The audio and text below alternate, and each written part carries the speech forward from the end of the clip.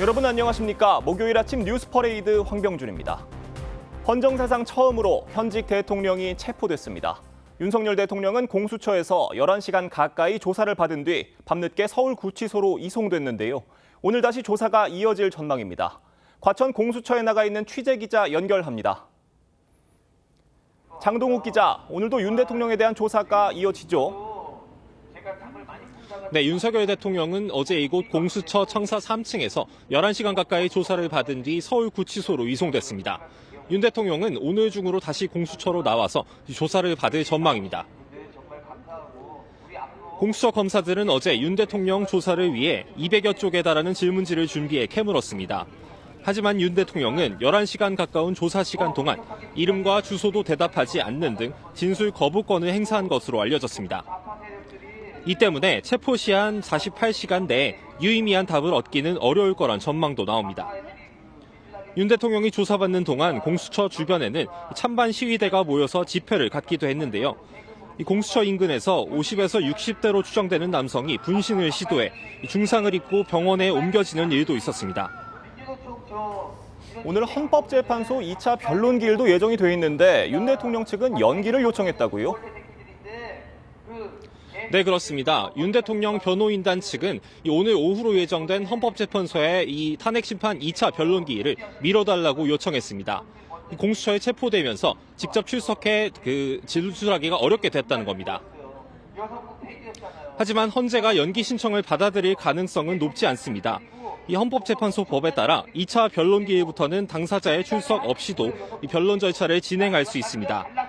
윤 대통령은 앞서 첫 기일이었던 14일에도 참석하지 않았는데 당시 헌재는 본인이 참석하지 않았다는 이유로 곧바로 기일을 종료했습니다. 헌재가 연기해주지 않으면 이 대리인단이 출석해 공방에 나설 전망입니다. 과천 공수처에서 TV조선 장동우입니다. 공수처는 이르면 오늘 윤석열 대통령에 대한 구속영장을 청구할 전망입니다. 이번에도 관할 법원인 서울중앙지법이 아닌 서부지법에 영장을 청구할 것으로 보이는데 윤 대통령 측은 체포 적부심을 청구하며 맞서고 있습니다. 이다솜 기자입니다. 어제 오전 10시 33분에 체포된 윤석열 대통령의 체포 시한은 최대 48시간입니다. 내일 오전까지 구속영장이 청구되지 않으면 윤 대통령이 풀려납니다. 이에 따라 공수처는 이르면 오늘 밤이나 내일 아침까지는 구속영장을 청구할 방침입니다. 공수처는 이번에도 서울 서부지법에 영장을 청구할 것으로 알려졌습니다.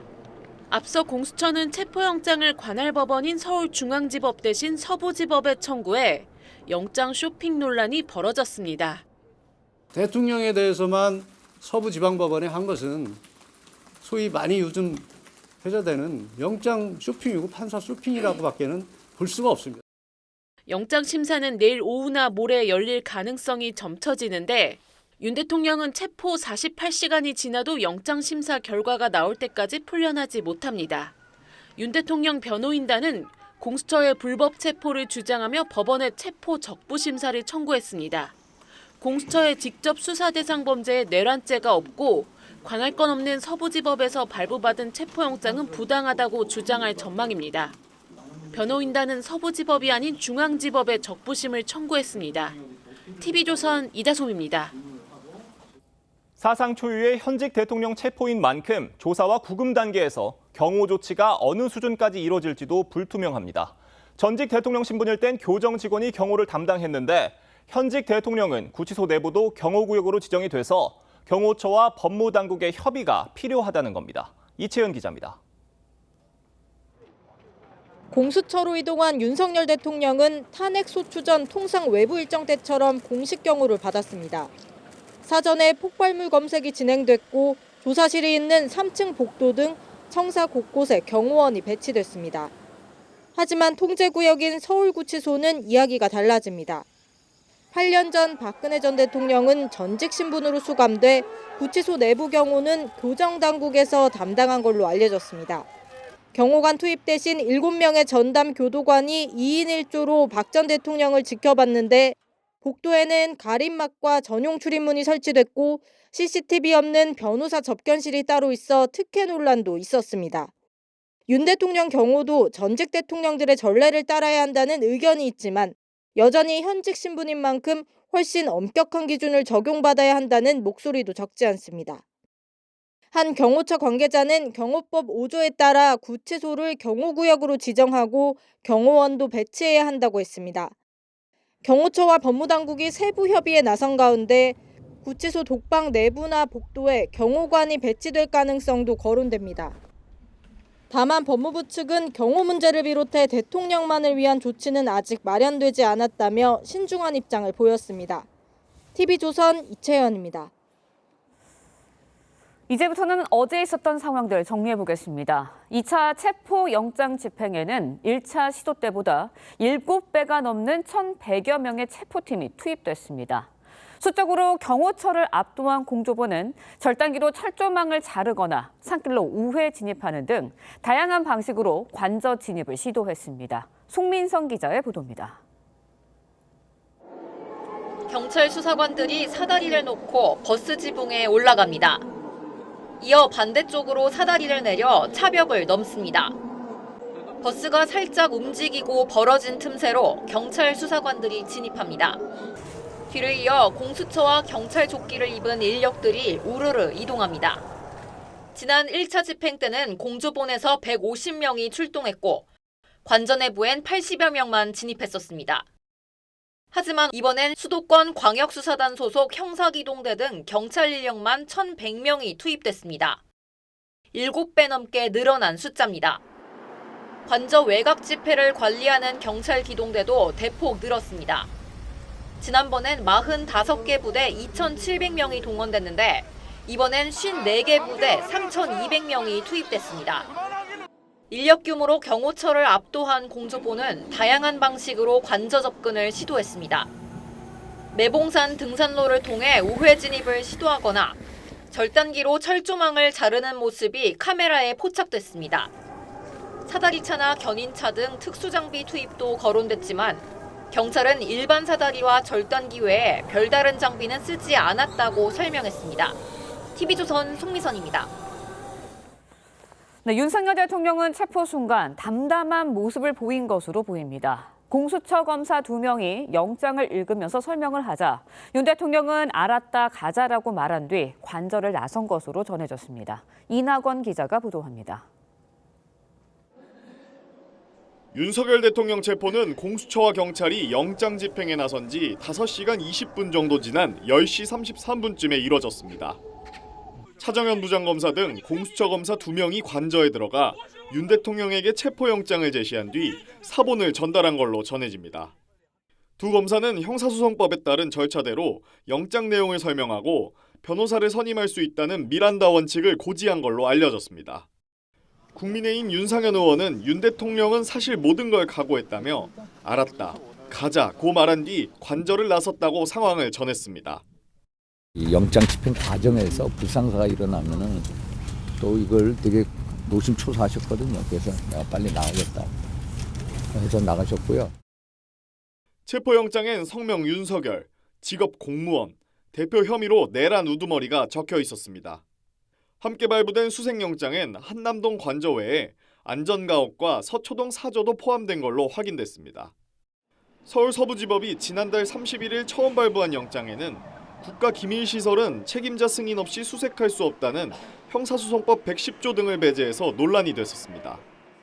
하지만 서부지법의 다른 영장 판사가 발부한 두 번째 영장엔 이 내용이 적시되지 않았습니다. TV조선 이낙원입니다. 윤석열 대통령이 비상계엄을 선포한 지 43일 만인 어제 내란 혐의로 체포됐습니다. 현직 대통령 체포는 헌정사상 처음인데요. 네, 패널 4분과 함께 향후 수사 방향 자세히 짚어보도록 하겠습니다. 송영훈 국민의힘 전 대변인, 강석필 민주당 부대변인, 정혁진 변호사, 조기현 변호사 함께합니다. 안녕하세요.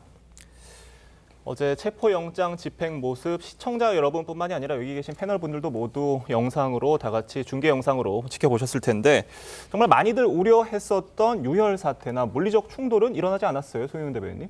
그렇습니다. 어쨌든 어제 있었던 윤석열 대통령의 체포는 대단히 불행하고 안타까운 일이라고 생각합니다. 헌정사상 소유의 일일 뿐더러 전 세계적으로 유례를 찾아보기 어려운 일 아니었겠습니까? 그 체포까지 가기 전에 뭔가 자진 출석이나 그 밖의 방법으로 원만하게 조율되었더라면 하는 그 아쉬움이 계속 들고요. 예. 어쨌든 불행 중 다행으로 우려했던 것과 같은 물리적 충돌이 발생하지 않았던 것으로 보입니다. 이 배경에는 이제 박종준 전 경호처장의 사임과 또 자진 출석, 그리고 그로 인한 경호처의 일사불란한 어떤 저지 태세가 무너진 것, 그리고 또 적극적으로 저지했을 경우에 경호 공무원들 개개인에게 발생하는 어떤 사법 리스크, 이런 것들이 복합적으로 작용한 결과가 아니었겠나 그렇게 보고 있습니다. 저희가 어제 지금 화면으로 나가고 있는 저 사다리 넘어가는 영상 같이 지켜보면서 상황 설명을 드렸었는데 이 순간부터 경호처 직원들의 어떤 제지라든지 저항 같은 건 전혀 보이지 않았었거든요.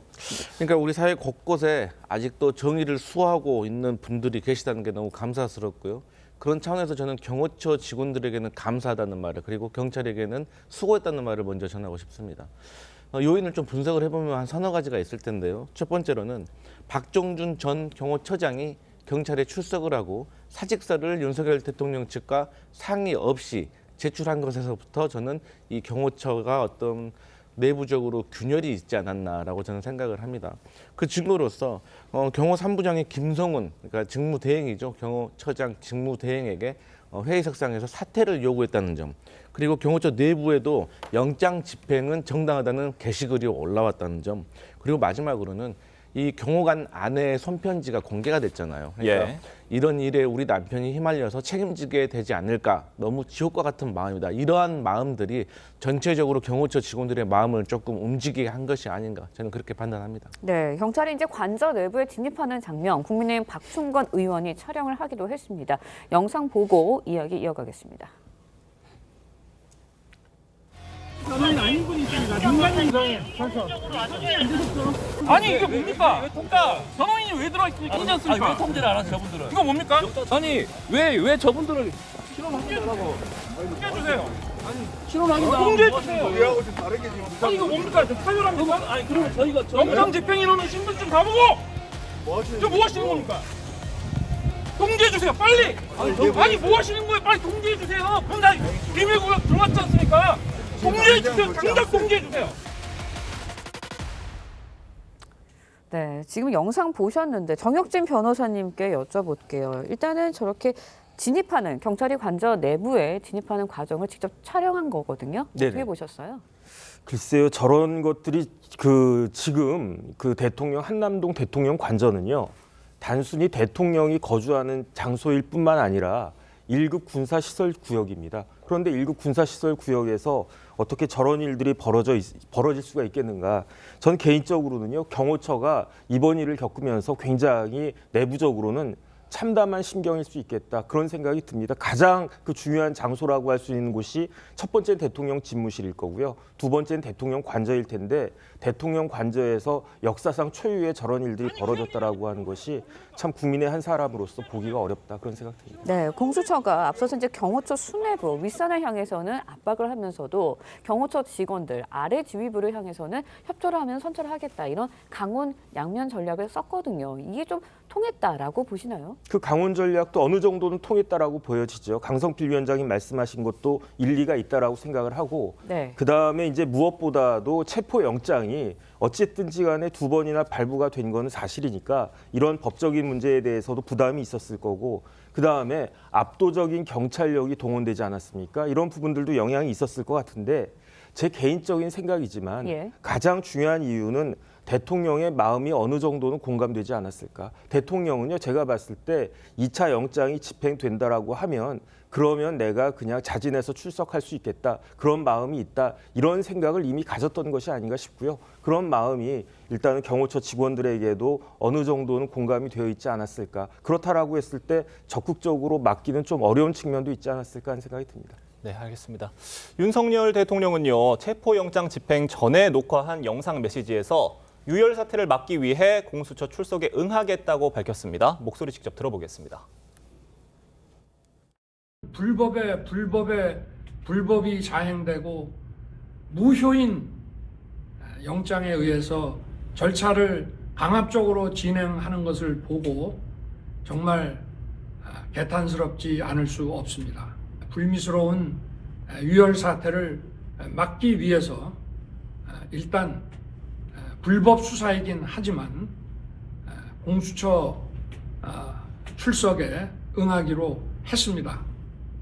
그러나 제가 이 공수처의 수사를 인정하는 것은 아닙니다. 대한민국의 헌법과 법 체계를 수호해야 하는 대통령으로서 이렇게 불법적이고 무효인 이런 절차에 응하는 것은 이것을 인정하는 것이 아니라 불미스러운 유혈 사태를 막기 위한 마음일 뿐입니다. 조기현 변호사님, 윤석열 대통령이 저 영상을 찍은 뒤에 관저를 나와서 공수처로 향했지 않습니까? 그때 이제 자진 출석을 하겠다라는 입장을 밝힌 게 알려지면서 윤석열 대통령이 뭐 자진 출석한 게 아니냐 이런 말들도 있었는데 어찌됐건 공수처가 체포영장을 집행한 거기 때문에 체포가 된 게 맞는 거죠? 그렇습니다. 이 대통령으로서는 체포영장에서 체포당하는 모습만은 보여주고 싶지 않았을 것으로 보이고 또 실제 체포영장 발부의 위법, 무효를 지금도 주장하고 있고 재판 과정에서 계속 주장할 것으로 보입니다. 그 명분을 유지하기 위해서는 체포당하는 것이 아니라 자진 출석한 것이라는 것을 강조하고 싶었을 것이고 메시지로도 그렇게 정했지만 이미 이 1, 2차, 3차 저지선까지 무너지면서 사실상 이 체포영장이 집행된 것이기 때문에 저렇게 얘기한다고 해도 저 메시지가 국민들에게 뭐 그대로 전달될 리는 없고요. 그리고 이미 여러 차례 기회가 있지 않았습니까? 1, 2, 3차 소환 요구에 불응했고요. 적어도 유혈 사태의 우려가 있었다면 1차 집행 불능 이후에 그 우려가 더 커지고 있던 상황에서 출석했다면 저 말씀에 대해서 일정 정도 공감할 수 있었겠지만 결국 대대적인 2차 집행까지 나선 후에야 그리고 마지막 단계에서 자진 출석 요청을 했다는 것에서 보면 지실성은 느껴지지 않습니다. 질문 하나만 더 드려보면 윤석열 대통령이 저렇게 자진 출석을 얘기를 한 게 물론 이제 뭐 국민 여론이라든지 여러 가지를 고려해서 얘기를 한 걸 수도 있는데 향후의 수사라든지 재판에 어떤 영향을 미칠 목적으로도 얘기한 걸로 볼 수가 있을까요? 그렇죠. 조금 전에 말씀드렸던 것처럼 체포영장 자체가 위법 무효라는 주장을 계속하고 있기 때문에 체포영장에 의해서 집행하는 것보다는 본인이 자진 출석했다. 그러니까 공수처에 의해서 구인된 것은 아니라는 부분을 강조함으로써 여전히 이후에도 영장의 위법 무효를 주장하기 위한 명분으로 삼을 것으로 봅니다. 네, 자진 출석 여부를 강조하는 이유, 송영훈 대변인께서는 어떻게 보세요? 아마도 이제 윤 대통령은 계속 공수처의 수사권이 없고 그래서 공수처가 청구해서 서울 서부지법으로부터 발부받은 체포영장들은 위법해서 무효다라는 입장을 견지하고 있기 때문에 체포영장이 집행되는 것이 아니라 내가 자진해서 출석하는 것이다 이런 입장을 밝히는 것으로 보입니다. 다만 그러한 법리적인 주장에 대해서 수긍하기는 상당히 어렵습니다. 공수처가 수사권이 없다고 볼 수 없고 그 고위 공무원의 직권남용 범죄를 수사하면서 직접 관련성이 있는 사건으로 그 고위 공무원이 범한 범죄 혐의인 그 내란 혐의에 대해서 수사권이 있다고 볼 수가 있고 그것에 대해서 서울 서부지방법원이 1차 체포영장 발부 그리고 이른바 체포영장에 대한 이의신청 기각 그리고 2차 체포영장을 통해서 3번이나 법원의 결정이 있었다고 할 수 있지 않겠습니까? 그렇다면 이런 부분에 대해서는 공개적으로 위법하다는 메시지를 내기보다는 지금 어제 변호인단이 체포 적부심 청구를 했죠. 그 형사소송법에 의한 절차를 통해서 항변하는 것이 더 바람직한 태도였을 것이다라는 생각을 개인적으로는 하고 있습니다. 지금 저희가 함께 봤었던 저 영상 메시지와 함께 대통령실에서는 윤석열 대통령의 육필 원고도 직접 쓴 글인데 이걸 공개를 했습니다. 그 내용에서는 비상계엄 선포는 범죄가 아닌 대통령 권한 행보라고 주장을 했고요. 또 그 글 안에서는 부정선거라는 단어를 처음으로 또 언급을 했어요. 강성필 대변인 어떻게 보셨습니까? 그러니까 윤석열 대통령 측에서는 이 탄핵 심사와 관련해 가지고 이제 국민 여론도 영향을 주기 때문에 여기를 조금 생각을 해서 이러한 메시지를 낸 거라고 생각을 하고 있습니다. 물론 대통령에게는 비상계엄을 선포할 수 있는 권한이 분명히 있습니다. 하지만 비상계엄의 요건이 충족되었는지 그리고 또 합법적인 절차에 의해서 비상계엄을 선포해야지 이게 정당성을 받는 것이고 그야말로 합법인 것입니다.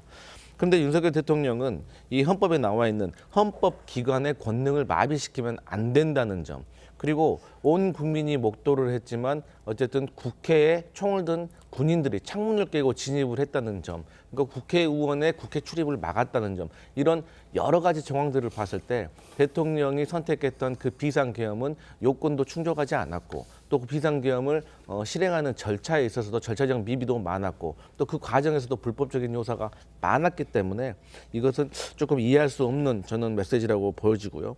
어쨌든 본인은 계엄은 내란이다 이러한 주장이 어이가 없다라고 하는데 사실 그런 말을 듣기에는 야당이라든지 많은 국민들이 공감할 수가 없는 겁니다. 왜냐? 질서 유지를 하겠다고 했는데 야구 방망이, 도끼 이런 것들이 질서 유지를 위한 장비는 아니잖아요.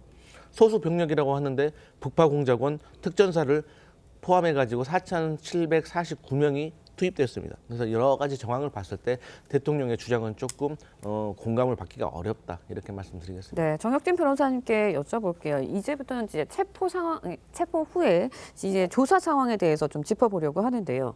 윤석열 대통령 이제 11시간 가까이 조사를 받고 서울구치소에 구금이 된 상황입니다. 조사 과정에서 뭐 답을 할 수 없다 이렇게 말하고 계속 응한 게 아니라 아예 모든 지수를 거부하고 대답을 하지 않았다고 해요. 윤석열 대통령의 이런 조사 태도 어떻게 해석하세요? 글쎄요, 석동현 변호사 말씀하신 것처럼 진술 거부권은 헌법상 보장된 기본권 아니겠습니까? 그다음에 우리가 잘 아는 많은 야당의 정치인들, 예. 굉장히 유명한 사람들도 진술 거부권 행사하는 거 많이 보지 않았습니까? 근데 일반적으로 이렇게 수사기관 앞에서 말문을 닫을 때, 입을 꾹 닫을 때에는 예. 첫 번째로 수사기관에 대한 반발이 있을 수 있고요. 두 번째는 뭐 다 맞는 말이니까 할 말이 없는 거죠. 유구무원. 그다음에 심지어 더 나아가서 자포자기하는 경우도 있을 수가 있는데 제가 개인적으로 생각할 때는 윤석열 대통령의 저러한 그 진술 거부권은 그런 것과는 좀 차원이 달라요. 법리적으로 따질 수 있거든요. 어떻게 따질 수 있는가? 윤석열 대통령 측의 입장은 무엇이냐? 공수처는 수사권이 없다는 거 아니겠습니까? 그러니까 지금 수사권이 없는 공수처에 의해서 아무리 백날 아무리 많은 그 조사가 증거가 예. 그 창출된다고 하더라도 이거는 이른바 어떤 증거냐? 아무런 권한이 없는 그런 기관에 의한 위법한 그 증거다. 다시 말해서 위법 수집 증거고요. 위법 수집 증거라고 하는 것은 형사소송법상으로 증거 능력이 없습니다. 그러니까 윤석열 대통령이 아무리 충실하게 이야기를 한다고 하더라도 나중에 공수처 수사는 아무런 의미 없다. 거기서 작성한 피의자 신문 조서는 증거 능력이 없는 것이다. 이렇게 되어버린단 말이죠. 그러니까 괜히 그 입 아프게 이야기를 할 필요가 없다. 법리적으로 따지면은 윤석열 대통령의 태도는 어떻게 보면 뭐 다 그 지극히 당연한 것이 아닌가 저는 그런 생각이 듭니다. 물론 이렇게 체포된 피의자가 조사실에서 아무 말도 하지 않을 경우에는 수사기관에서 굉장히 난관에 부딪히는 경우가 통상 있는 것인데 이렇게 뭔가 어떤 예를 들어서 혐의가 명확한 경우에 진술 거부할 경우에는 나중에 향후 재판에 가서는 불리하게 작용할 요소가 더 크다고 보여질 여지도 있지 않을까요? 뭐 그렇습니다. 근데 지금 뭐 정혁진 변호사님 말씀대로 윤석열 대통령 측의 이번 이 수사나 재판에 임하는 전략은 이미 정해져 있는 겁니다. 네. 공수처의 수사 자체가 위법 무효라는 주장을 하면서 지금 확보된 모든 증거의 증거 능력을 부인할 가능성이 있기 때문에 굳이 지금 공수처의 수사에 응하는 모습 자체가 본인에게 불리한 판단을 갈 수도 있다고 보기 때문에 이제 진술을 하지 않을 것은 뭐 이미 예상이 됐었고요. 다만 이제 구속영장 심사 단계에서는 범죄 혐의에 대해서 적극적 소명하는 것이 구속의 필요성을 좀 낮추는 데 도움은 될 수 있을 텐데 어찌됐든 모든 혐의 사실을 부인하고 또 예. 수사권도 그 공수처의 수사권도 부인하고 있는 상황에서 이 진술 거부권을 행사하는 것은 사실은 사전 구속영장 심사 단계에서는 더욱더 불리하게 작용할 소지가 큽니다. 네, 윤석열 대통령 조사 마치고 나서 보통 날인이라는 걸 하잖아요. 근데 날인도 하지 않았다고 하거든요. 어떻게 보세요?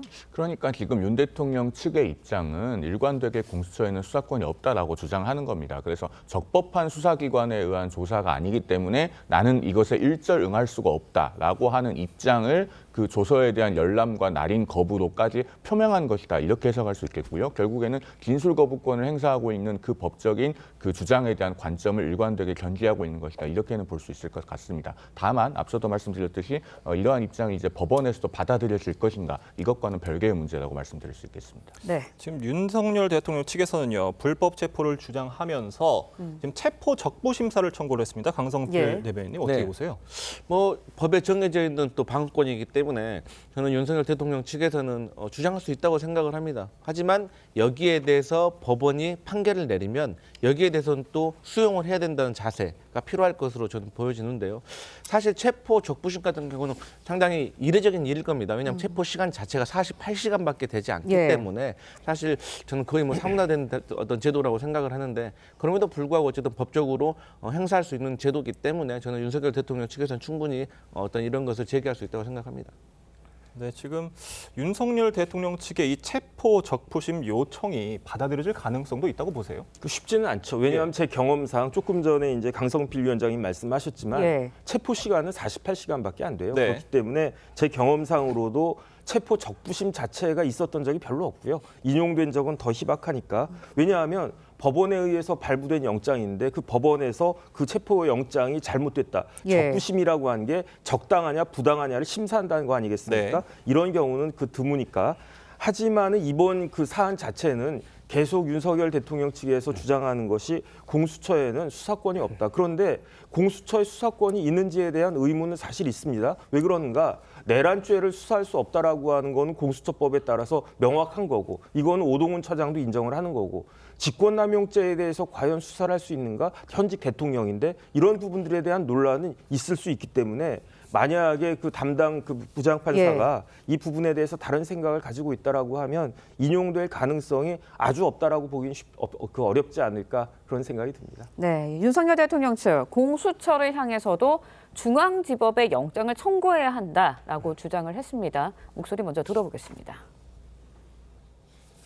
공수처에서 법 해석상 납득할 수 없는 논법으로 서부지방법원에 체포영장을 청구했고 다음 단계인 구속영장도 서부지방법원에 해야 뭔가 유리하다고 생각한 그 속셈이겠습니다만 저희들은 정당한 법 절차에 따라서 관할 법원인 서울중앙지방법원으로 청구하기를 요구하고 있고요. 그러한 절차가 갖추어진다면 대통령으로서도 당연히 소송법 절차에 허용되는 권리를 행사하실 것으로 생각이 됩니다. 네, 체포영장 발부 때부터 이어져 온 논란이거든요. 공수처가 이제 이르면 오늘 구속영장 청구할 방침인데 체포영장에 이어서 구속영장도 서부지법에 청구를 한다는 입장이에요. 그렇게 보입니다. 그러다 보니까 다시 또 이 영장 관할권을 가지고 논란이 되고 있는데 조기현 변호사님은 여기에 대해서 어떻게 보세요? 없는 논란을 계속 만들고 있는 거죠. 그리고 무의미한 주장을 반복하고 있는 겁니다. 이미 체포영장 발부의 적법성은 서부지방법원의 3번의 판단을 통해서 확인이 됐고요. 또 공수처법에 주소지 관할이 규정돼 있기 때문에 아무런 위법 요인이 없습니다. 이 수사 자체의 위법성을 부각하기 위해서 계속 이 불필요하고 사실 논란이 될 수 없는 관할 위반 주장을 하고 있는 것이기 때문에 이 영장, 사전 구속영장을 서부지법에 청구한다고 해서 이게 논란이 될 여지가 없습니다. 그럼에도 불구하고 이 주장은 계속 이어갈 것으로 보이지만 결국 공수처가 수사를 마치고 또 검찰로 이첩이 돼서 검찰이 기소하면 중앙지법에서 또 재판을 하게 될 것이기 때문에 이 논란은 오래가지 않을 것으로 봅니다. 지금 저희가 궁금한 부분이 하나 있는데 지금 윤석열 대통령이 이런 논란 속에서 서울구치소에 구금이 되어 있지 않습니까? 지금 경호처에서는 경호에 나선다고 하고 있고요. 현직 대통령으로서 이 구치소에서 어느 정도의 예우를 받을 수가 있는 건가요? 이게 우리 모두가 한 번도 가보지 않은 길이죠. 그렇기 때문에 경호처와 서울구치소, 나아가서 이제 교정본부, 법무부까지 어떻게 협의를 했는지에 따라서 그 경호의 정도가 달라질 수 있겠습니다만은 분명한 것은 윤석열 대통령은 현재 대통령 신분이 유지되고 있습니다. 그리고 대통령 등 경호에 관한 법률에 따른 경호 대상 1순위거든요. 그러면은 여전히 근접 경호의 필요성은 살아있다고 보여지고 이 부분에 대해서는 실무적으로 지금 협의가 있었을 겁니다. 그러니까 어젯밤에 그 구치소 내에서도 경호가 있었다고 지금 언론에 보도되고 있는 건 아니겠습니까? 다만 그 상세한 근접 경호의 정도는 이제 교정본부도 좀 어느 정도 그 구금시설에 대한 보안이 유지되어야 되는 입장이 있겠고 경호처로서도 국가 원수에 대한 경우는 또 보안 사항이 있을 수 있기 때문에 아마 상당히 세부적인 것까지는 앞으로도 언론에 알려지기가 좀 어렵지 않을까 하는 개인적인 예상을 해봅니다. 질문 하나만 더 드려보면 윤석열 대통령이 이제 구치소에 있다가 오후에 다시 공수처 조사를 받고 또 공수처가 이르면 오늘 저녁쯤 구속영장을 청구할 수도 있을 것으로 보이는데 지금 이 관할 법원이 중앙지법이냐 서부지법이냐가 영장 발부 가능성에 영향을 크게 미칠 수 있다고 보세요? 저는 영향이 없을 것으로 보고요. 일단은 중앙지법 중앙지방법원에서 윤석열 대통령의 변호인단이 청구한 체포적부심에 대한 판단이 먼저 이루어질 겁니다. 예. 그러면은 그 판단에서 논란의 공수처의 수사권이 있느냐 없느냐에 대한 중앙지방법원의 판단도 한 번 더 나올 거고요. 그리고 관할에 관해서는 애초에 서부지방법원이 형사소송법상 관할이 있기 때문에 문제가 안 된다고 봅니다만은 그 관할에 대해서도 한 번 더 판단해 줄 겁니다. 그렇다면은 공수처로서는 중앙지법의 사건을 가져갔을 때 수사권이 없다는 판단이 나올 위험이 있는가? 이 문제가 사전에 제거될 수 있다고 보거든요. 그러면은 중앙지방법원에 구속영장을 청구할 가능성이 남아 있고요. 또는 애초에 서부지법에 청구했다는 것이 문제가 없다는 것을 확인을 받게 되니 그러면은 서부지법에 다시 청구를 할 수도 있을 것인데 어느 쪽이든 제가 봤을 때는 결과에는 큰 영향이 없을 것으로 보고 있습니다. 네, 결과에는 큰 영향 없을 거라고 뭐 예상을 하셨는데 일단은 정혁진 변호사님께 두 가지 정도 여쭤보고 싶은 게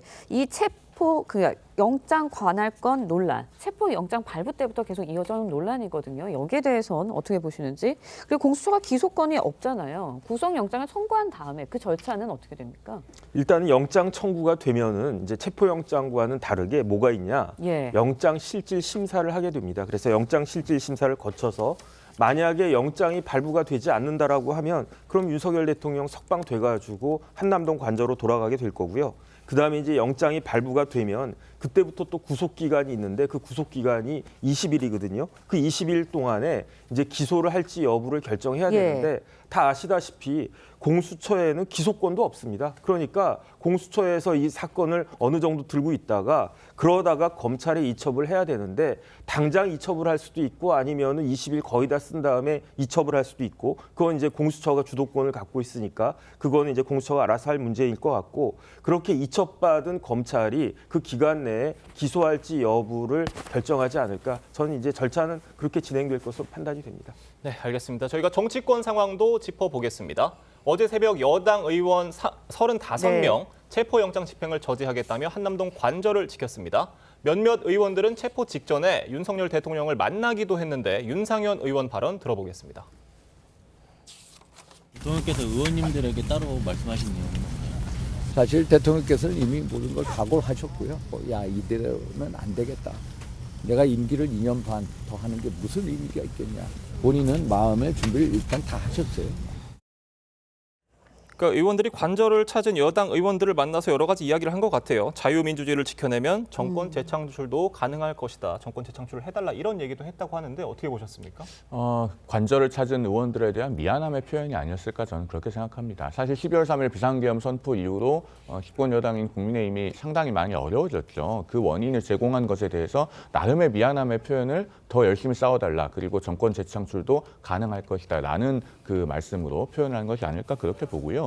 지금 일련의 사태와 별개로 국민의힘이 비록 국회에서 소수당이지만은 투쟁력을 갖고 싸워야 될 필요는 있습니다. 예를 들면은 지금 민주당이 추진하고 있는 특검법 같은 경우에 대한민국의 안보에 매우 민감한 사항들을 여과 없이 노출할 수 있는 그런 내용들. 예를 들면은 뭐 국군의 해외 파병, 또 오물풍선 원점 타격, 그리고 대북 확성기, 대북 전단 살포 이런 것들까지 모두 수사 대상에 넣고 있지 않습니까? 이런 것들은 그 안보와 그리고 나라의 미래를 걱정하는 공당이라면은 반드시 막아야 되는 것이거든요. 이런 것들을 에 대해서도 투쟁력 있게 싸우고 결기 있는 모습을 보여줄 때 또 국민들께서 성원을 보내줄 수 있는 것 아니겠습니까? 그러면은 윤 대통령의 말씀도 그런 차원으로 이해를 해서 당이 할 일을 해나가면 될 것이다 이렇게 생각합니다. 네, 지금 뭐 화면으로도 나가고 있지만 강성필 대변인님께 여쭤볼게요. 네. 보신 것처럼 어저께 이제 여당 중진 의원들, 뭐 나경원 의원, 김기현 전 대표라든지 윤상현 의원도 포함돼서요. 중진 의원들 한 35명이 집결을 했어요. 관저 앞에.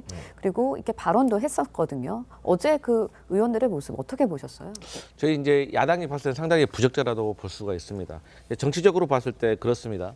예를 들어서 국민의힘 같은 경우는 지금 비상계엄은 잘못됐다라고 말을 하고 있습니다. 그러면서 내란은 아니다라고 말을 하고 있습니다. 그런데 또 관저 앞에 가셨던 의원들이 대통령이 식사하자고 하니까 또 그건 부담스럽다고 하고 있습니다. 또 이러한 행동에 대해서 지도부는 선을 긋고 있습니다. 만약에 관저 앞에 가신 분들의 행동이 정당하다고 판단을 했다면 국민의힘 지도부에서는 격려할 일이죠. 하지만 선을 긋고 있는 겁니다.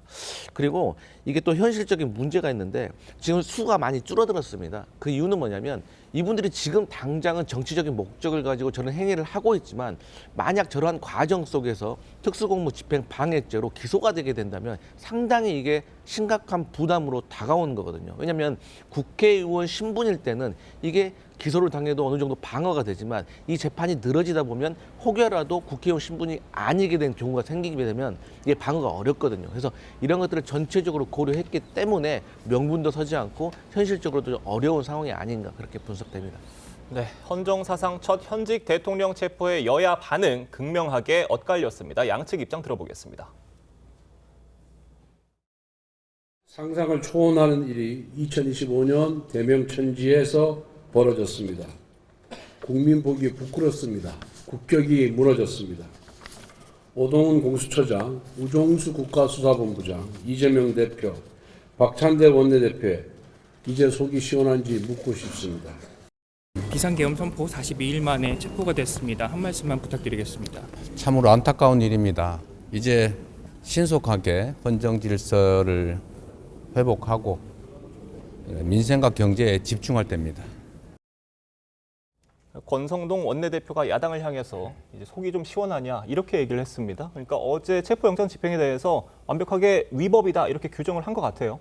글쎄요, 뭐 권성동 원내대표도 그 검사 출신이니까 뭐 속이 상했기 때문에 저런 말씀을 하셨을 거라고 생각은 되는데, 그런데 제가 만약에 원내대표라고 하면 저런 식의 감정적인 표현은 자제하지 않았을까 그런 생각이 들고요. 어떤 이야기를 하는 게 맞았을까 제가 생각을 해보니까 첫 번째, 불구속 수사 원칙이 왜 대통령에 대해서는 지켜지지 않느냐. 두 번째, 체포라고 하는 것은 조사를 위한 것인데 윤석열 대통령 명백하게 밝혔습니다. 소환에 응하겠다고. 그럼에도 불구하고 왜 굳이 체포영장을 집행하는 모습을 보였느냐. 이런 것들 좀 따졌어야 되는 것이 아닌가 싶고요. 제 개인적인 생각이지만 제일 중요한 건 뭐냐, 탄핵 심판이거든요. 지금 탄핵 심판이 윤석열 대통령과 우리나라 대한민국에 있어서는 윤석열 대통령 개인 자연인 윤석열에 대한 내란죄 등에 대한 그 형사 수사보다도 탄핵 심판 자체가 훨씬 더 중요한 거 아니겠습니까?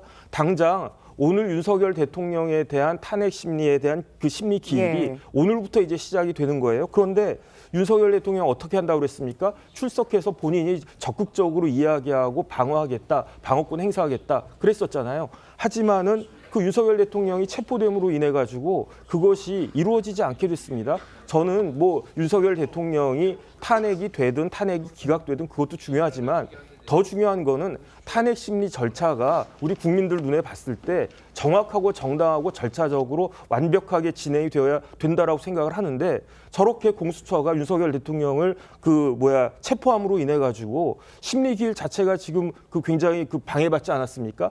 제 개인적인 생각으로는요, 오늘 예정되어 있는 헌법재판소의 제2차 심리 기일 반드시 연기되어야 되는 것이 아닌가. 그렇지 않으면 국민들이 어떻게 이걸 인정할 수 있겠는가. 공수처는 이런 부분들을 좀 생각을 하고 수사를 했었어야 되는 것이 아닌가. 개인적으로 생각합니다. 네, 탄핵 심판 이야기까지 해주셨는데, 일단은 신속한 체포를 촉구하던 민주당 이재명 대표, 안타까운 일이다. 이제는 민생과 경쟁 집중할 때다. 이런 반응을 보였어요. 근데 그 전에 사실 야당에서는 체포에 대해서 굉장히 강하게 압박을 해오는 모습을 보였거든요. 근데 체포가 되고 나서는 공식적인 반응조차도 나오지 않고 있습니다. 어떻게 보세요? 그러니까 이 44일여간의 또 이 불확실하고 불안정한 상황이 빨리 종식돼야 될 필요성이 있기 때문에 당연히 법원이 발부한 적법한 영장에 의한 체포가 집행이 돼서 수사는 사법부에서, 그리고 이 탄핵 심판 헌법재판소에서 절차대로 진행하면 됩니다. 이것이 그나마 불확실성을 제거하고 국민들이 좀 일상으로 돌아가고 안정을 찾을 수 있는 첫 번째 요건이었기 때문에 강력하게 주장했던 거고요.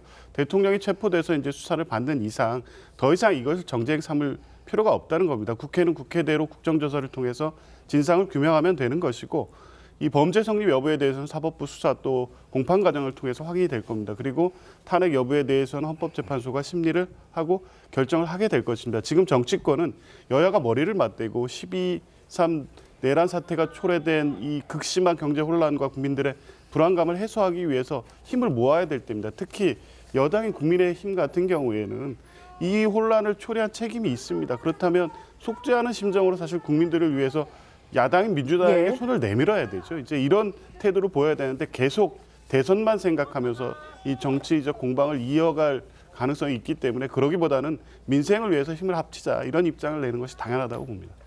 지금 참 한 나라의 대통령이 현직 대통령이 이렇게 체포됐다는 사실은 정말 비극적인 일이라는 거는 달로 말할 길은 없을 것 같은데 야당 의원들은 어떤 법정 최고형을 주장하면서 엄벌을 촉구하기도 하고요. 이런 강경 기조가 계속 이어질 수도 있을 거라고 보세요?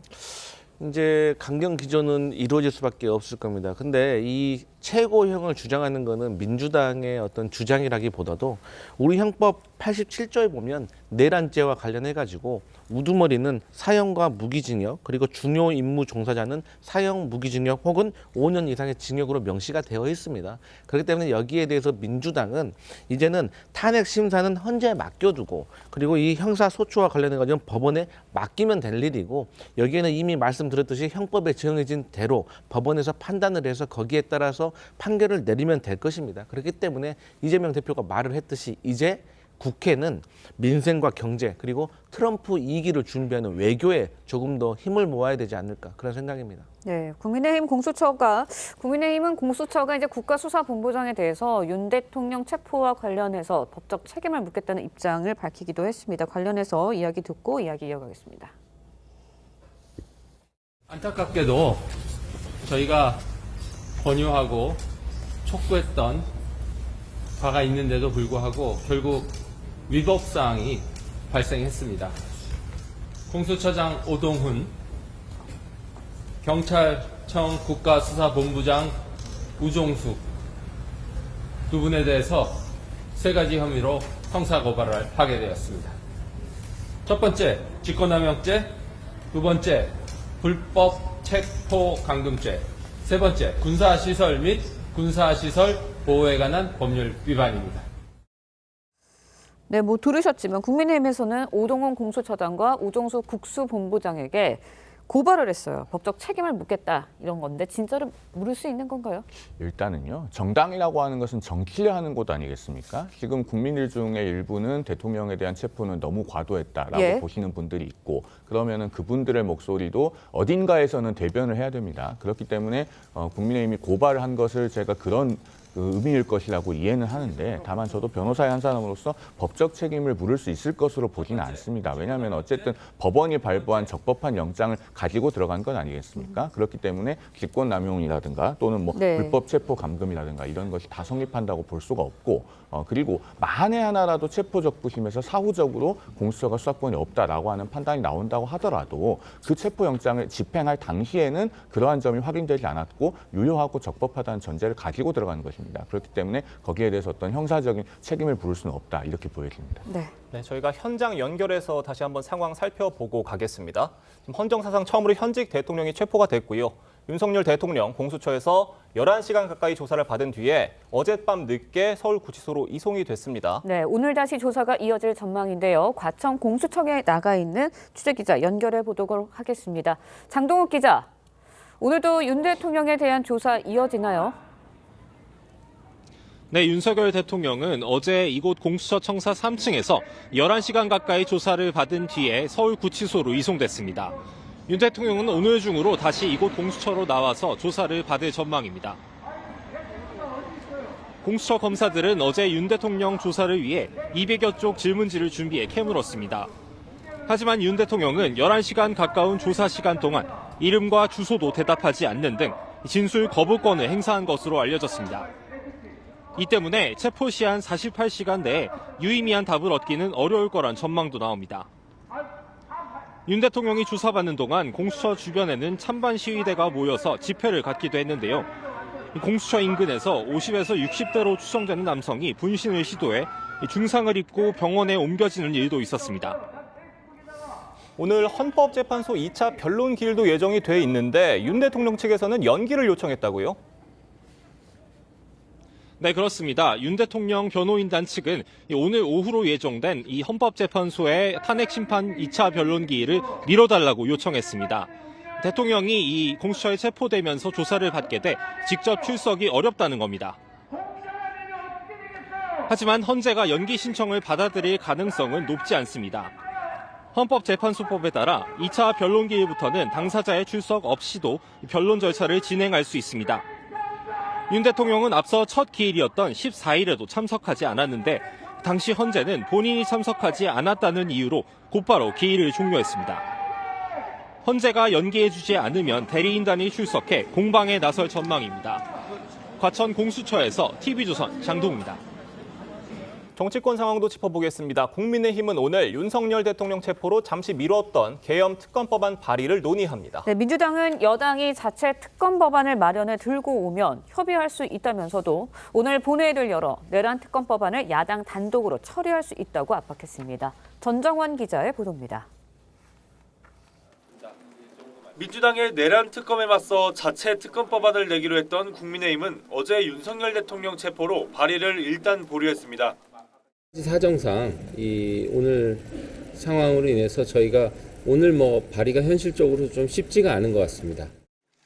국민의힘은 오늘 오전 비상의원총회를 열고 특검법 내용과 시기, 방식 등에 대한 당내 의견을 모으기로 했습니다. 여당의 계엄 특검안은 외환죄와 내란 선전선동 혐의, 고소 고발건을 수사 범위에서 제외한다는 게 핵심입니다. 윤 대통령 체포와 특검은 별개라고 압박해온 민주당은 밤을 새서라도 협의할 수 있다며 발의를 재촉했습니다. 발의해서 안을 가져오면 민주당 안과 서로 나란히 놓고 협상할 가능성은 언제나 열어두고 있다. 민주당은 오늘 본회의를 열고 야당 단독으로 두 번째 내란 특검법을 표결에 붙일 계획을 밝혔지만 오늘 여당과 협의를 한 뒤 이뤄지지 않으면 내일이라도 본회의를 열어 처리한다는 계획입니다. TV조선 전정원입니다. 법원 상황도 알아보겠습니다. 이재명 민주당 대표의 선거법 사건 항소심 재판부가 2달 동안 새로운 사건을 맡지 않기로 했습니다. 재판부가 요청한 걸 서울고등법원이 받아들인 건데 집중 심리로 이 대표 재판의 속도를 내겠다는 의지를 보인 겁니다. 변재영 기자의 보도입니다. 이재명 대표는 지난해 11월 15일 공직선거법 1심 재판에서 징역형 집행유예를 선고받았습니다. 지난 대선 과정에서 이 대표가 허위 사실을 공표한 혐의를 1심 재판부가 인정한 겁니다. 법원은 고 김문기 전 성남도시개발공사 처장과 골프를 친 사실을 부인하고 백현동 옹벽 아파트 부지 용도 변경을 국토부 협박 때문이라고 한 발언을 유죄로 판단했습니다. 만약에 안 해주면 직무유기 이런 걸 문제 삼겠다고 협박을 해서 이 대표와 검찰 양측의 항소로 오는 23일 항소심 첫 재판이 열리는데 서울고법 형사 6부는 3월 12일까지 2달간 새 사건을 맡지 않기로 했습니다. 집중 심리가 필요한 경우 재판부가 신건 배당 중지를 요청할 수 있도록 한 대법원 예규에 따른 겁니다. 이 대표 항소심 재판에 속도를 내겠다는 의미로 해석됩니다. 이 대표는 위증교사 혐의 항소심도 앞두고 있는데 이 재판을 담당하는 서울고법 형사 3부는 아직 배당 중지를 요청하지 않았습니다. TV조선 변재영입니다. 저희가 지금 리포트 통해서 살펴봤는데 네. 이재명 대표 선거법 2심 재판부 2달 동안 새로운 사건을 맡지 않기로 했습니다. 집중 심리가 가능하다는 건데 그만큼 빠르게 진행이 가능한 걸로 볼 수가 있는 건가요? 일단 우리 국민들 다 알고 있는 원칙 알고 있지 않습니까? 633 원칙, 633 원칙에 따를 때 그 이재명 대표의 항소심은 언제까지 끝나야 되느냐? 지난 11월 15일에 그 판결이 났으니까 2월 15일까지 판결이 나야 되거든요. 네. 오늘 며칠입니까? 오늘 1월 16일입니다. 예. 한 달 남았네요. 2달 동안 허송을 갖다가 한 거예요. 그다음에 이재명 대표에 대한 제1차 공판기일 언제 시작되는가? 1월 23일입니다. 다음 주 목요일인가 그럴 텐데요. 거기에다가 중간에 또 설 연휴 끼고 하면은 실질적으로 시간이 없다 이렇게 보여질 수 있는데 그렇기 때문에 현실적으로 2월 15일까지는 판결 선고가 어렵다고 할지라도 서울고등법원 담당 재판부는요. 제 개인적인 생각이지만 3월 12일까지는 무조건 끝내겠다라고 하는 의지를 표명한 것이 아닌가. 조금 전에 제가 이제 변론기 윤석열 대통령에 대한 탄핵 심리 절차가 연기되어야 된다라고 말씀을 드렸었는데 헌법재판소법 52조에는요. 당사자가 불출석해도 그럼에도 불구하고 심리를 할 수 있다 이런 규정이 있단 말이에요.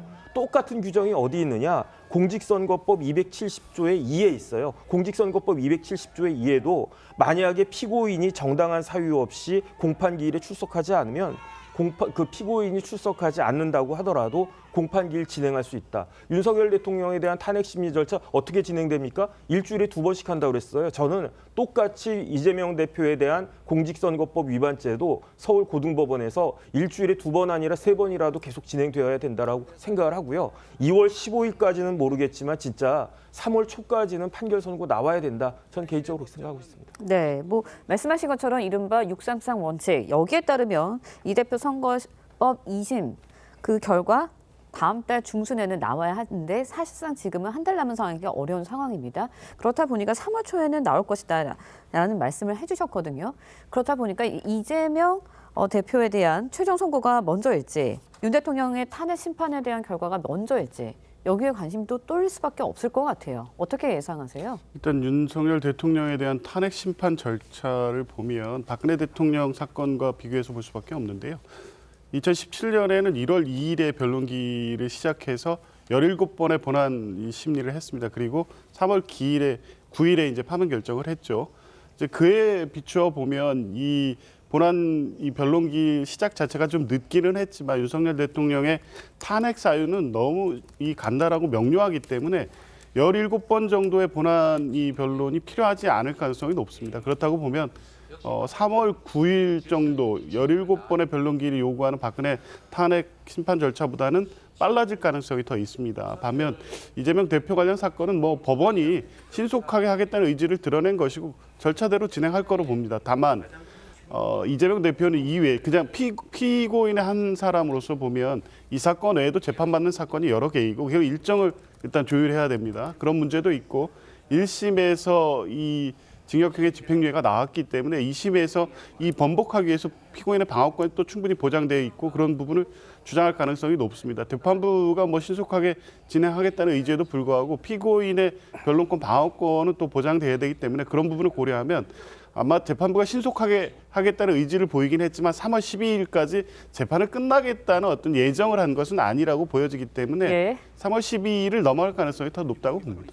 지금 이 대표는 1심에서 징역형을 선고를 받았었고요. 만약 대법원에서 확정이 된다면 대선에 출마할 수 없게 되는 겁니다. 지금 이 대표의 정치적 명운이 걸려 있는데 이번 법원의 조치에 대해서는 민주당에서는 어떤 입장인가요? 저희 민주당에서는 사실 재판의 속도도 중요하지만 정확하게 판결을 내리는 것도 중요하다고 생각합니다. 그럼에도 불구하고 국민적으로 관심을 받고 있는 재판이기 때문에 저는 속도라든지 정확성이라든지 이게 한치의 소홀함이 없어야지 이 재판 결과에 대해서도 국민들이 이해할 수 있다고 생각을 합니다. 그래서 저희 민주당 그리고 이재명 대표 측에서는 이 재판을 지연할 마음이 전혀 없고 절차대로 진행했으면 좋겠다. 다만 마치 요건에서 이재명 대표만 이 633 원칙을 지키지 않는 것처럼 얘기를 하는데 제가 자료를 찾아보니까요. 이재명 대표가 이 공직선거법을 지난 22년 9월에 기소가 됐습니다. 근데 22년도에 공직선거법으로 기소가 됐는데 아직까지 결과가 나오지 않은 재판이 28건이나 됩니다. 그리고 이재명 대표보다 더 앞서서 기소가 됐는데 아직까지도 판결이 안 나오는 게 2020년에 기소된 게 23건이나 됩니다. 이건 무엇을 의미하냐면 이재명 대표와 비슷한 시기에 공직선거법으로 기소가 됐거나 더 빨리 기소가 됐음에도 불구하고 아직까지 결과가 나오지 않은 재판 케이스가 50건이 있다는 겁니다. 그러니까 마치 이재명 대표만 혜택을 받고 이재명 대표가 지연시켜서 이런 결과가 나온 것은 아니라는 점을 말씀드립니다. 네, 민주당 쪽에서는 재판 지연 없다. 이재명 대표가 재판에 적극적으로 참여하고 있는 거다. 이런 주장인데요.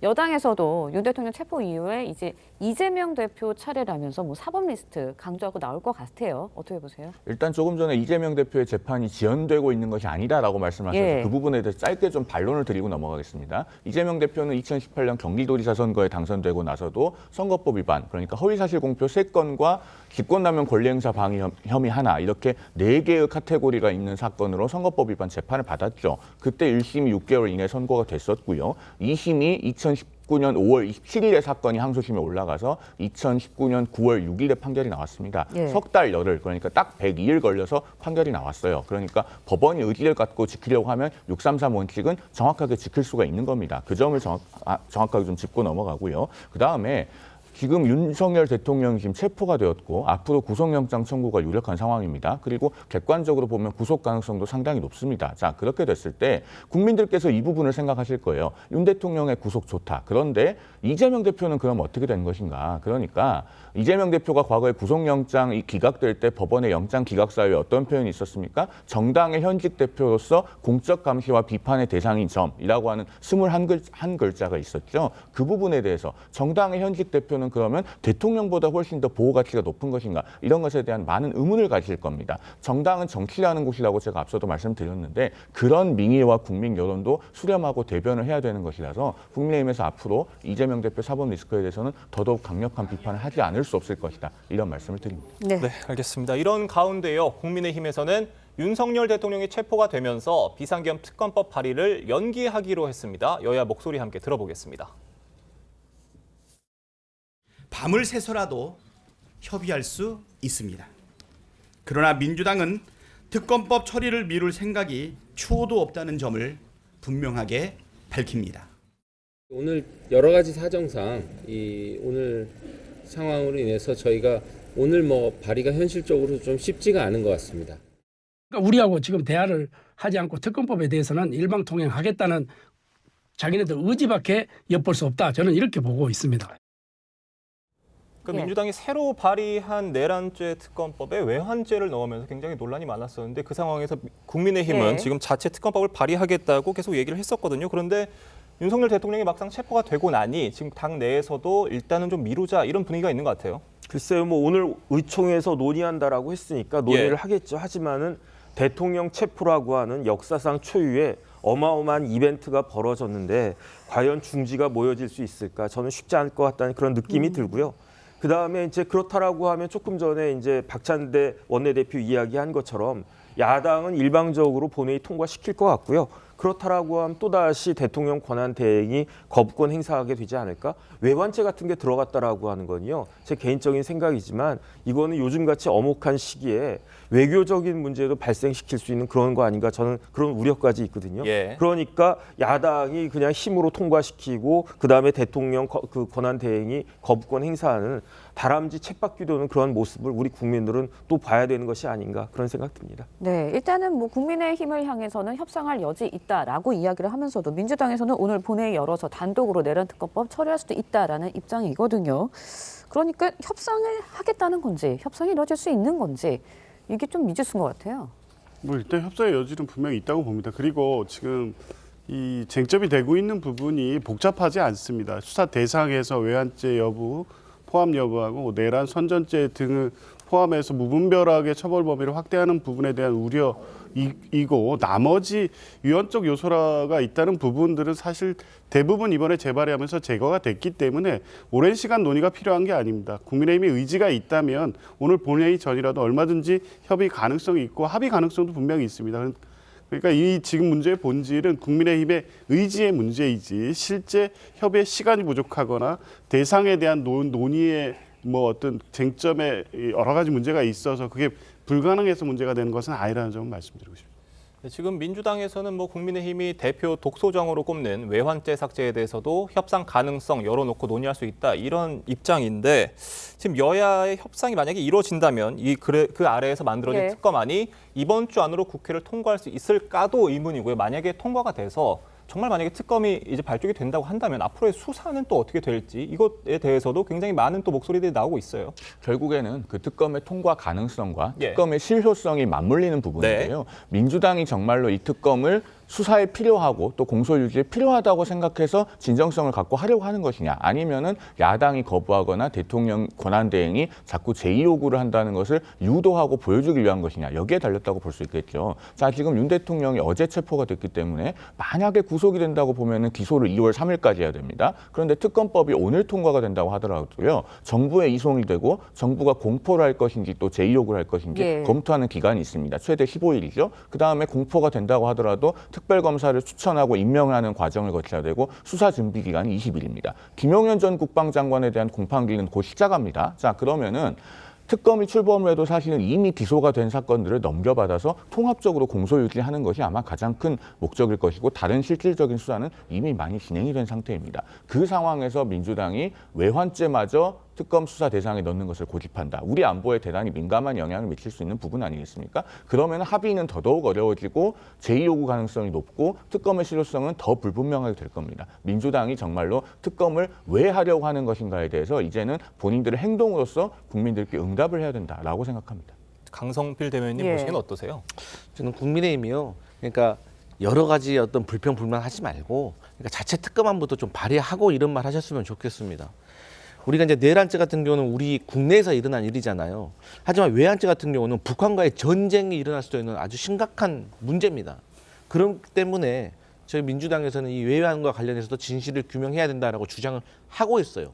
하지만 국민의힘에서 만약에 이 외환죄만 삭제하고 지금 또 이 특검이 빨리 출범을 해야 된다라고 협의에 나선다면 저희가 언젠가는 진실은 다 밝혀지게 되어 있기 때문에 저는 이것도 삭제하고 저희가 국민의힘과 합의에 나설 수 있다고 저는 생각을 합니다. 민주당에서도 그런 분위기가 강해요. 그렇지만 지금까지 국민의힘이 보여준 모습은 계속해서 불평 불만만 늘어놓고 독소조항이다라는 얘기만 하면서 자체 특검안을 발의를 안 하고 있어요. 그래서 저는 얼마든지 협의할 수 있고 협상할 수 있기 때문에 그리고 본회의에서 표결을 하기 직전까지는 합의의 문이 열려져 있기 때문에 저는 국민의힘에서 그렇게 주장하시는 독소조항 없고 합리적인 특검안 발의하셔가지고 저는 민주당과 협상에 나섰으면 좋겠다. 그러면 빨리 합의해가지고 출범시켰으면 좋겠다 이런 입장입니다. 네, 그러면 이제 짧게 여쭤볼게요. 외환죄를 뭐 삭제하더라도 협의할 수 있고 협상할 수 있다는 말씀이세요? 그럼요. 네, 할 수 있습니다. 알겠습니다. 그런 가운데 이제 한남동 대통령 관저에 홀로 남게 된 김건희 여사. 여기에도 관심이 높습니다. 여당 의원들 통해서 뭐 김 여사에 대한 소식 뭐 전해지고 있다고 하는데 어떻습니까? 네, 관저를 방문한 여당 의원들 전원이 있는 것 같아요. 대표적으로 권영진 의원이 그 이야기하기를 그 김 여사 얼굴이 형편없다 이런 이야기를 갖다가 했던데 뭐 이거야 뭐 우리 국민들도 안 봐도 다 비디오 아니겠습니까? 충분히 예상할 수 있는 것이 윤상현 의원 이야기한 것처럼 지금 김 여사의 심신이 몸과 마음이 편할 수가 있겠나? 몸도 편하지 않고 마음도 편하지 않았는데 어떻게 지금 뭐 제대로 된 상태일까 그런 생각이 들고요.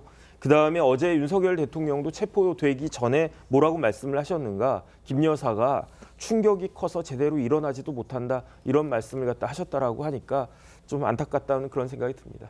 네, 지금 뭐 관저에 혼자 남게 된 김건희 여사입니다. 김건희 여사에 대해서 경호가 어떻게 이루어질지도 뭐 관심인 것 같은데 김건희 여사 뭐 어디까지는 대통령의 가족이기 때문에 대통령 경호처의 경호 대상인 게 맞는 건 거죠? 그렇습니다. 대통령 경호법상 지금 경호 대상으로 그대로 유지되고 있고요. 지금 대통령의 증거는 유지되고 있기 때문에 경호법에 따른 이 경호는 계속될 겁니다. 이제 이후에 탄핵 심판의 어떤 결과 또 형사 재판의 결과 이후에는 이제 실제 그 파면이 확정되거나 형사처벌이 확정되는 경우에는 경호법에 따라서 또 제한적 경우를 받을 수밖에 없을 것 같습니다. 네, 알겠습니다. 조국 혁신당에서는 김건희 여사에 대해서 본격적인 수사도 이루어져야 한다 이런 주장을 내놨습니다. 목소리 먼저 듣고요. 이야기 이어가겠습니다.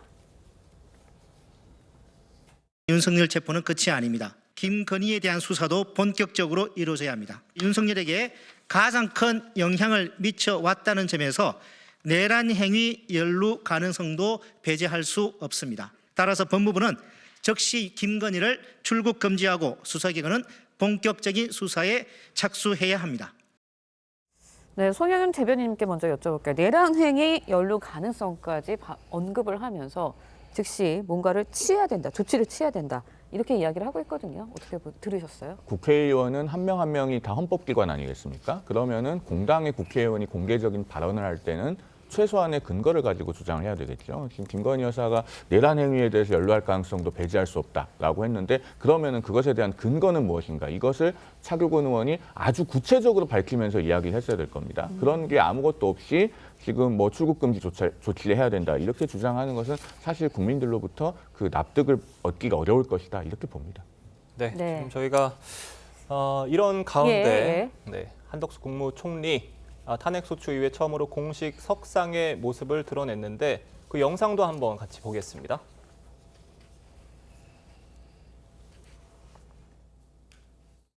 (12월 3일) 비상계엄이 위헌위법입니까 아닙니까? 저희로서는 최선을 다했다고 생각합니다만 정말 안타깝게 생각하고 국민들한테 죄송하게 생각합니다. 모든 국민은 헌법과 법률에 따라야 된다고 생각하고요. 대통령님께서도 자신의 결정에 대해서 법적, 정치적 책임을 지겠다고 말씀하신 바 있다고 생각합니다. 지금 영상 보신 대로입니다. 네. 한덕수 총리가 네. 국회에서 열린 내란 혐의 국정조사 특위에 증인으로 나와서 비상계엄에 대해서 잘못됐다 이렇게 거듭 사과를 했습니다. 어떻게 들으셨습니까? 글쎄요, 계엄에 대해서는 헌법재판소의 탄핵 심리나 아니면 수사기관의 수사 등을 통해 가지고 법리적으로 다툴 여러 가지 문제 할 이야기들은 있을 수 있겠지만 네. 하지만 계엄 자체가 우리 사회에 미친 파장은 어마어마하지 않았습니까? 우리 사회가 지난 12월 3일부터 오늘까지 그다음 앞으로 언제까지가 될지도 모르겠지만 굉장히 큰 혼란을 갖다 겪고 있잖아요. 단순히 우리나라 국내적인 혼란일 뿐만 아니라 경제적으로도 굉장히 그 타격을 입지 않았나. 그다음에 외교적으로 파장이 굉장히 크지 않았나. 저는 조금 전에 국무위원들 보이던데 대부분의 국무위원들이 만약에 12월 3일 이전으로 돌아갈 수 있었으면 얼마나 좋을까 이렇게 후회하고 있지 않을까 하는 생각이 듭니다. 조기현 변호사님 어떻게 보셨습니까? 일단은 뭐 당시 국무회 심의에 참여하지 않았든 간에 지금 이 윤석열 정부의 국무위원들은 이번 사태를 초래한 책임에서 한치의 어떤 면책 내지 정치적 책임을 면하리라는 생각을 해서는 안 된다고 봅니다. 그래서 국회 국정조사에 임할 때도 잘못됐다 정도의 애매한 표현이 아니라 이게 어떤 문제가 있고 얼마나 큰 혼란과 국민에게 어려움을 초래했는지에 대해서 진정으로 사죄하는 모습을 반복적으로 보여야 된다고 생각을 하고요. 그런 측면에서 뭐 이 한덕수 총리는 탄핵 심판 절차에도 있고 수사 절차에 있긴 하지만 좀 더 책임 있는 모습을 보이는 것이 국민에 대한 도리이다 이런 생각을 했습니다. 네. 네, 저희가 다음 소식으로 넘어가 보겠습니다. 윤석열 대통령 측 석동현 변호사는요. 어제 체포된 윤 대통령의 향후 헌법재판소의 탄핵 심판 출석 계획에 대한 입장을 밝혔습니다. 내용 듣고 이어가겠습니다. 쟁점들이 정리가 되면 대통령께서는 적극적으로 출석을 해서 입장을 밝히실 겁니다. 공수처가 현직 대통령을 영장 집행을 빙자해서 이렇게 사실상 강제로 출석을 하게 한 상황입니다. 이 조사가 내일까지 가는 상황에서 내일 탄핵 심판 출석이 되겠습니까? 그러니까 석동현 변호사 얘기를 정리를 해보면 결국 지금 이 체포가 된 상태에서 변론기를 진행을 하면은 변론권이 침해가 된다 이런 논리 같아요. 그런데요, 윤 대통령 측에서 조금 더 정제된 메시지를 내고 내부적으로 메시지 관리에 신경을 써야 될 필요가 저는 있다고 봅니다. 네. 왜냐하면은 그동안에 윤 대통령 측의 탄핵 심판 대리인단은 어떤 입장을 견지해 왔습니까? 윤 대통령이 앞으로 탄핵 심판 변론기일에 출석은 할 것인데 다만 이른바 내란죄 삭제 문제를 비롯해서 그런 절차적인 논란이 정리가 되어야 그 다음에 출석할 수 있다. 그리고 신변 안전과 같은 문제도 선결 조건이다. 이렇게 언급을 해왔지 않습니까? 그러면은 현재 체포가 되어 있다고 해도 사실은 체포가 되지 않았다고 한들 2차 변론기일에 출석을 했을 것이냐 이 문제가 제기되거든요. 그렇기 때문에 지금 체포와 어떤 2차 변론기일의 진행 문제는 그동안의 윤 대통령 변호인단의 입장을 보면은 별개의 문제가 되는 거예요. 이런 부분에 관해서 뭔가 좀 논리적 일관성을 다시 갖추고 와야 되지 않을까 하는 생각이 개인적으로는 듭니다. 네, 앞서서 이제 헌재는 2차 변론기일에 윤 대통령 불출석을 하더라도 재판을 진행하겠다 이렇게 말한 적이 있거든요. 헌법재판소가 이 연계 신청 받아들일 가능성이 있다고 보세요? 가능성이 높지 않다고 봅니다. 이미 뭐 2차 변론기일은 출석하지 않아도 진행한다고 공언한 바 있고요. 지금 재판소가 갖고 가는 일정상 굳이 연기할 필요성이 없습니다. 그리고 이것을 뭐 이 피청구인의 방어권 주장을 하고 있지만 이 상황을 초래한 것 역시 윤석열 대통령 측이기 때문에 스스로 이 방어권 행사를 위해서 적극적으로 변론에 임하거나 하는 것은 추후 기일에서 충분히 가능합니다. 굳이 오늘 2차 기일에 연기할 필요성이 없다고 보고 아마 헌법재판소도 그렇게 판단할 것으로 예상합니다. 정혁진 변호사님 보시기엔 어떻습니까? 지금 헌법재판소에서 이제 걸석 재판이 가능한 상황이기 때문에 윤석열 대통령이 오늘 불출석해도 재판 그대로 진행할 가능성 높다는 관측도 있는데 앞서서 말씀해 주시기는 오늘 반드시 연기가 필요하다 이렇게 말씀해 주셨었잖아요. 그게 왜 그러냐면요. 제가 조금 전에 말씀드렸다시피 똑같은 규정이 공직선거법과 헌법재판소법에 있는데 내용이 달라요. 어떤 내용이 있냐면은 공직선거법은 피고인이 정당한 사유 없이 불출석했을 때는 피고인의 출석 없이 공판기일 진행할 수 있다. 이렇게 되어 있는데 헌법재판소법에는요. 피고인이 정당한 사유 없이 불출석했을 때라고 하는 그 표현이 빠져 있고 그냥 단순히 당사자가 불출석해도 출석 없이 심리할 수 있다 이렇게 되어 있단 말이죠. 하지만 이 두 법을 갖다 같이 합리적으로 놓고 봤을 때는 그 당사자가 피청구인에게 정당한 사유가 없이 그냥 윤석열 대통령이 체포도 되지 않고 관저했는데 막무가내로는 안 나갈 거야, 안 나갈 거야. 그러면 그냥 당연히 심리 진행해도 되죠. 하지만 지금과 같이 체포가 되어 있는 상황에서 그 수사기관에서 못 나가게 막고 있는데 이걸 어떻게 합니까? 이런 경우에는 합리적인 생각을 갖다 했어도 당연히 이게 일반 재판에서도요. 이런 일이 벌어지면 그 담당 재판장이 당연히 기일을 갖다 연기해 줍니다. 그런데 뭐가 그렇게 급하다고 이렇게 그걸 갖다가 하는지, 그다음에 이렇게 중요한 헌법재판을 앞두고 뭐가 그렇게 급하다고 공수처에서 체포영장을 집행을 했는지 도저히 우리 국민들은 납득할 수가 없는 겁니다. 네, 지금 강성필 대변인님께는 이 질문 한번 드려볼게요. 윤석열 대통령은 지금 공수처 조사에서는 모든 진술 거부하고 있습니다. 아무 얘기도 안 하고 있는데 향후 탄핵 심판에는 직접 나와서 입장을 얘기하겠다라는 입장인 점 이미 알려져 있었고 굉장히 하고 싶은 얘기가 많을 수 있을 것 같아요. 어떻게 보세요? 그러니까 윤석열 대통령으로서는 이 탄핵 심판과 형사소추 둘 다 피할 수는 없습니다. 하지만 이 탄핵 심판 같은 경우는요, 성격이 좀 다른 거죠. 뭐냐면 탄핵 심판 과정에서 윤석열 대통령의 위법성이 드러난다고 하더라도 탄핵 심판에서는 이게 파면에 이를 정도인지 판단을 하는 겁니다. 쉽게 말해서 위법성이 있다고 하더라도 잘못을 했더라도 이게 대통령직을 파면할 정도는 아니다라고 탄핵 심판에서 기각이 돼버리면 이것은 다시 직무에 복귀할 수가 있는 거죠. 그러면 상황이 반전되는 겁니다. 하지만 이 형사재판 같은 경우는 크건 작건 간에 이 법마다 다 유죄로 판명이 되면 거기에 맞게 양형이 정해지는 겁니다. 그렇기 때문에 이 성격이 다른 거죠. 그래서 일단 윤석열 대통령 측에서는 탄핵 심판을 통해서 최대한 소명을 해서 직무에 복귀해서 반전을 꾀하려고 하는 그런 의도로 해석됩니다. 네, 알겠습니다. 정혁진 변호사님께 이 질문 한번 드려보도록 할게요. 윤석열 대통령 측 앞서서 헌법재판소에 제출한 답변서에서 계엄 포고령과 관련해서 김용현 전 국방장관이 잘못 뺏긴 것이다의 취지로 주장을 한 것으로 전해졌거든요. 실제로 이제 윤 대통령이 의도한 내용과 달랐다 이런 주장 같은데 어떻게 들으셨어요? 저 부분은요, 저도 황당하다는 생각이 드는 게 일단 우리나라 50 헌법이 있었습니다. 지금 헌법 직전 헌법에는 그 대통령의 그 국회에 대통령에 대한 탄핵 심판권에 맞춰가지고 그 국회 대통령의 국회 해산권이 있었어요. 다시 한번 이야기하면은 대통령은 그 국회를 해산할 수 있고 국회는 대통령에 대해서 탄핵할 수 있고 이런 규정이 딱 이렇게 있었는데 그런데 사실 뭐 50 헌법까지는 굉장히 대통령 권한이 막강했으니까 6.29 거치면서 대통령 권한을 확 빼가지고 대통령의 국회 해산권을 삭제한 게 그게 지금 현행 헌법이거든요. 그런데 저 이야기대로라고 하면 첫 번째, 김용현 국방부 장관은 국방부 장관이나 하고 있던 사람이 지금 우리나라 헌법이 50 헌법인지 아니면 지금 현행 헌법인지 몰랐다는 이야기입니까? 두 번째, 대통령이 검찰총장 출신 우리나라 최고 법률가인데 그렇게 국방부 장관이 띡하니 가져온 그 포고령을 제대로 검토도 안 하고 읽어보지도 않고 그 중요한 비상계엄 그 포고령을 그냥 이야기했다는 이야기인가? 이건 제가 봤을 때 말이 안 된다는 생각이 되고요. 저런 답변은 조금 문제가 있지 않나 하는 개인적인 생각이 듭니다. 네, 뭐 지금 윤석열 대통령의 이런 발언이 뭐 어떤 의도가 깔린 것인지는 알 수는 없지만 뭐 자세한 부분은 수사 과정을 통해서 밝혀질 것으로 예상이 되고요.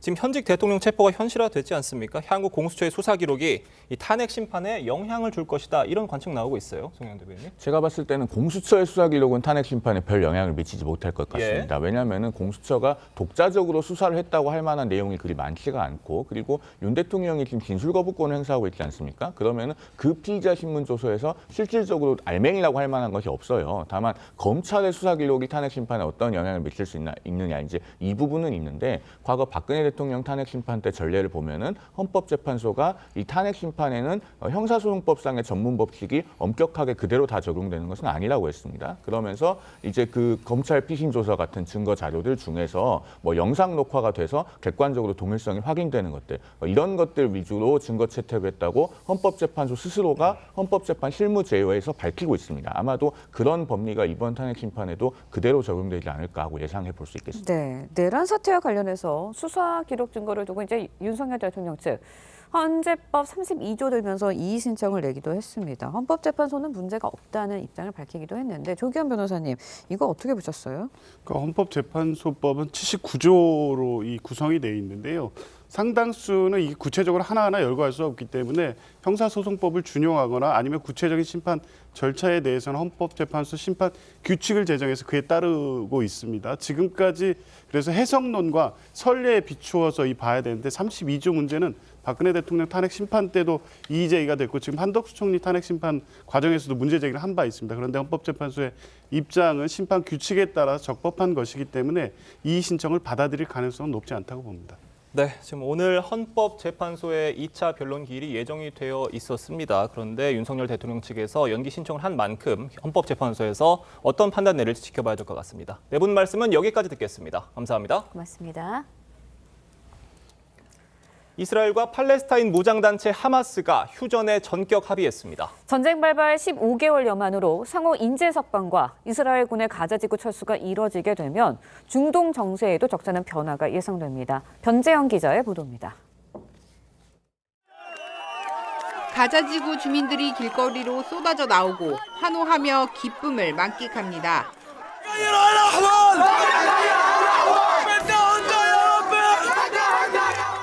이스라엘과 팔레스타인 무장단체 하마스가 카타르의 중재 아래 휴전에 최종 합의했습니다. 전쟁 발발 15개월 만입니다. وفرحانين لأخبار وقف إطلاق النار وبتأملوا العودة إلى منازلهم وقراهم ومدنهم. 양측은 6주간 임시 휴전에 들어가고 먼저 하마스가 인질 33명을 석방합니다. 이스라엘은 전투를 중단하고 팔레스타인 수감자를 점진적으로 풀어줍니다. الإسرائيلية شرقا وبعيدا عن المناطق المكتظة بالسكان للتمركز على الحدود في جميع مناطق قطاع غزة وتبادل الأسرى والرهائن وفق آلية محددة وتبادل. 휴전 16일차가 되면 이스라엘군 완전 철수 등 휴전 2단계에 대한 구체적 논의에 들어가는데 하마스는 이 기간 남은 인질을 모두 석방합니다. It's only the beginning. We want them all here, okay? Because it's not end and it's not enough if just some of them will come. 마지막 단계에선 중재국과 UN 감독 아래 가자지구 재건에 들어갑니다. 트럼프 미 대통령 당선인은 이번 휴전 합의가 자신의 대선 승리 덕에 가능했다고 주장했습니다. TV조선 변재영입니다. 어제 오후에 열린 2025 한국 이미지상 시상식에서 파리올림픽 금메달리스트 오상욱과 탁구 동메달리스트 신유빈, 재미교포 셰프 에드워드 리가 수상했습니다. 파리올림픽 펜싱 남자 사브르에서 한국 최초로 단체전과 개인전 2관왕에 오른 오상욱은 디딤돌상을, 올림픽 탁구 혼합복식과 여자 단체전에서 동메달 2개를 수확한 신유빈은 꽃돌상을 받았습니다. 진검다리상은 유명 경연 프로그램 흑백 요리사에서 준우승한 에드워드 리 셰프에게 돌아갔습니다. 올해로 21회를 맞은 한국 이미지상은 한국의 이미지를 외국에 알린 개인이나 단체를 수상자로 선정합니다. 목요일 아침 영하권 추위가 이어지고 있습니다. 서울 기온 영하 3.4도, 체감온도는 영하 6도까지 떨어졌는데요. 낮부터는 차츰 기온이 오르며 추위가 누그러지겠습니다. 서울의 낮 기온 5도까지 오르며 평년 기온보다 높겠습니다. 오전부터 중부지방을 중심으로 눈이나 비가 내리겠습니다. 오후까지 예상 적설량은 강원 내륙에 1에서 5cm, 그 밖의 지역은 1cm 안팎의 눈이 예상됩니다. 전국 하늘은 대체로 흐리겠습니다. 동해안에는 대기가 여전히 매우 건조한 데다 강원 영동과 경북에는 바람까지 강하게 불겠습니다. 한낮 기온은 어제보다 2도에서 크게는 7도 정도 높겠습니다. 서울 5도, 대전과 광주 7도, 대구와 울산 8도 예상됩니다. 이번 주말에는 눈비 소식 없이 대체로 맑은 날씨가 예상되고 절기 대안인 월요일에는 서울의 아침 기온이 영상권으로 출발하겠습니다. 오늘의 날씨 이나일입니다. 이상으로 목요일 뉴스 퍼레이드 마칩니다. 네, 저희는 내일 아침 7시 30분에 다시 찾아뵙겠습니다. 시청해주신 여러분 고맙습니다.